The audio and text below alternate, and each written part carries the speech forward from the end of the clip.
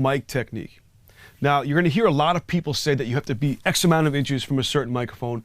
That is all horse shit. Don't listen to that. It all depends on the microphone, the performer, and the performance. Some microphones have a really big proximity effect, and if the singer already has a lot of bass in his or her voice, you might want to back them up a little bit.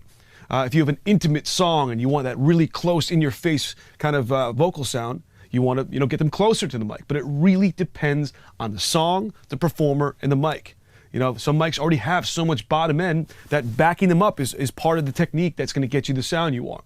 Also, of course, there's that kind of manual compression about instructing the singer to slightly move back and forth depending on how loud the vocal passage is. Now, having said all that, I do recommend, with a very dynamic part, to use a very slight amount of vocal compression on the way in. You do not want to overdo this. I'm talking 2, 3, 4 dB tops, because one of the biggest things I hear mixers say is that tracks come in overcompressed. And it's very hard to undo overcompression, but a little bit to help control a dynamic vocal can go a long way.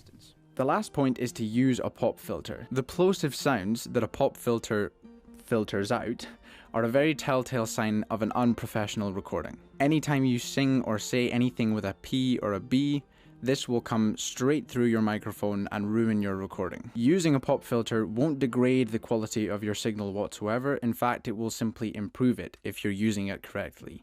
You need to make sure that the pop filter is also the right distance from the microphone, and if you have an adjustable pop filter, as we do, it's very useful for keeping the right distance from the microphone. Understand mic positioning. This is really important, and I've read lots of differing and slightly confusing stuff on this. I personally, coming up under guys like Dave Jordan and Jack Douglas, learned from them that the best way to position a microphone was literally the capsule on the mouth.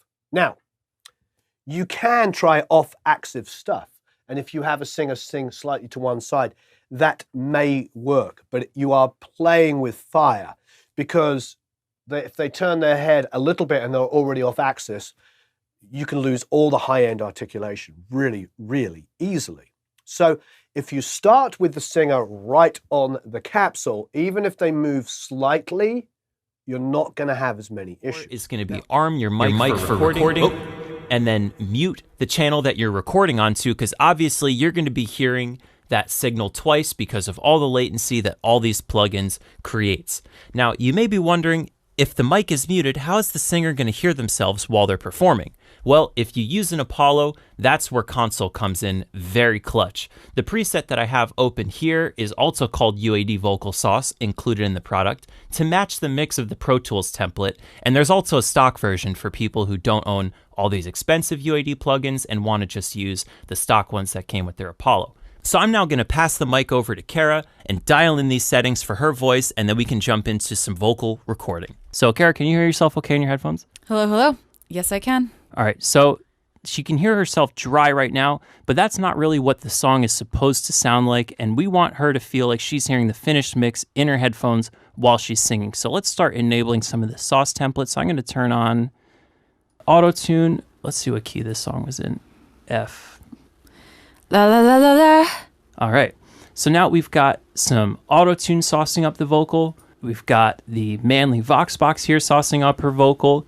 The last thing that we're going to need is some reverb, and I have the EMT250 set up here on an aux, and to send that to the headphone mix, you just unmute it. Hello. And by the way, all of these effects are optional. I usually don't record with auto-tune, but if your singer decides that they're more comfortable with that, then go for it. Cool. So like she said, auto-tune's not her preference, so you could just very simply bypass. That way we really only have one plugin here, which is doing quite a bit, and a reverb, but that's really all you need to make the singer happy. Now, before we close console, it's very, very important that you have the blue button here selected, not the red button. What this red button would do is record this saucy mix that you're hearing in your headphones. We already have a very similar mix set up here in Pro Tools, so make sure before you go to record that UAD monitoring is what you have selected. When you're setting up mics for a vocalist, it's really important to make sure that you avoid both plosives and proximity effect. Plosives are caused by air rushing at the microphone on P's and B's. You can practice in front of your hand to feel what that feels like. If you say pop, you can feel that there's actually air rushing toward your hand. And what happens in the microphone world is that actually causes lots of low end buildup and slight distortion on the mic. Proximity effect happens when you're too close to the microphone and it builds up low frequencies around the voice. This is really, really hard to deal with in post-production, and a good way to avoid this happening is to use a pop filter. We're going to demonstrate having Sitara sing through the verse with proximity effect and heavy plosives really close up to the mic without a pop filter, and then compare that to the correct setup with the pop filter. So here we go.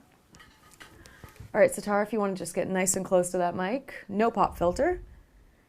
We're going to go in at the verse. Okay. All right.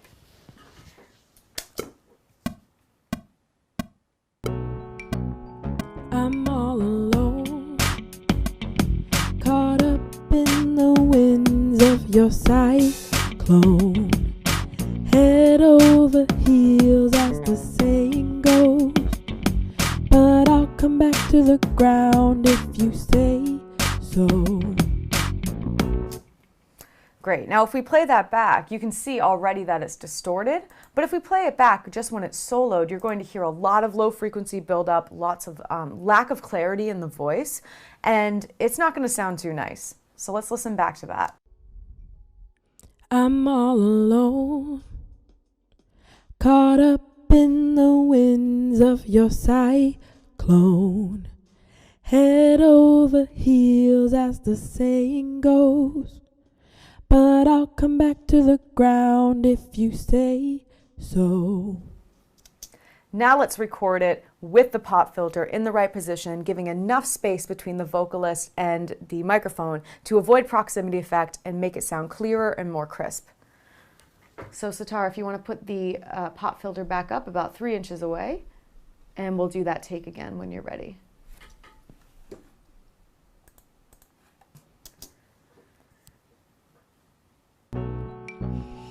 I'm all alone, caught up in the winds of your cyclone. Head over heels as the saying goes, but I'll come back to the ground if you say so. So obviously, huge difference there in terms of tone, in terms of amounts of high frequencies versus low frequencies. And if we compare them right against each other, the version that is in the correct setup with the pop filter in the right place and giving enough space for the vocalist definitely sounds a lot better. So here we go with what we just recorded. I'll play that back. Alone, caught up in the winds of your cyclone. Head over heels as the saying goes. That's with the proximity But effect. I'll come back to the ground if you say so. And switching back into the better version, it's definitely clearer. All the words are coming through, and it's going to be a lot easier for us to mix this in later in the production. So I click Command comma for settings, and we want to make sure that our output and our input are set to our Scarlett, and then the latency buffer size is set to 128.